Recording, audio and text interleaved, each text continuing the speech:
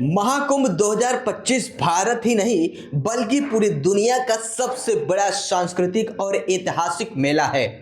दुनिया भर से श्रद्धालु कुंभ के मेले में पवित्र नदियों में स्नान करने के लिए आते हैं। श्रद्धालुओं के लिए यह मेला बहुत ही महत्व रखता है, लेकिन बच्चों को भी इसके महत्व के बारे में पता होना चाहिए। इस वीडियो में हम बताएंगे कि बच्चों को कुंभ 2025 के बारे में बताना क्यों जरूरी है।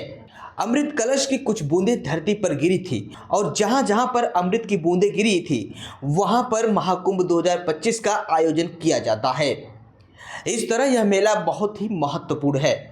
तो चलिए अब आगे बढ़ते हैं और जानते हैं कि बच्चों को कुंभ के मेले के बारे में क्या बताएं और उन्हें इसके महत्व के बारे में बताना क्यों जरूरी है।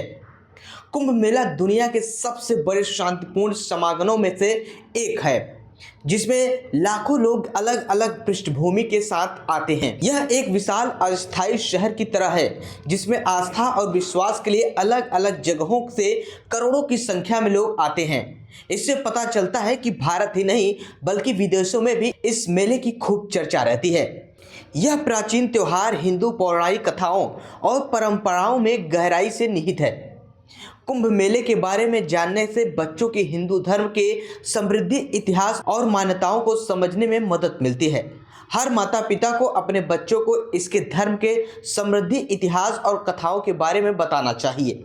कुंभ मेले को देखकर आप समझ सकते हैं कि लोगों के मन में भक्ति और आस्था कितनी गहराई से बसती है।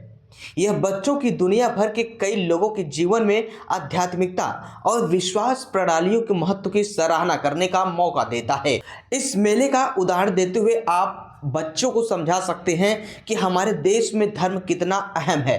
कुंभ मेला 2025 गंगा और यमुना जैसी पवित्र नदियों के मिलन बिंदु पर होता है। यह बच्चों को भारतीय संस्कृति में नदियों की महत्वपूर्ण भूमिका के बारे में सिखाता है, जो जीवन प्रदान करती है और समुदायों को बनाए रखती है।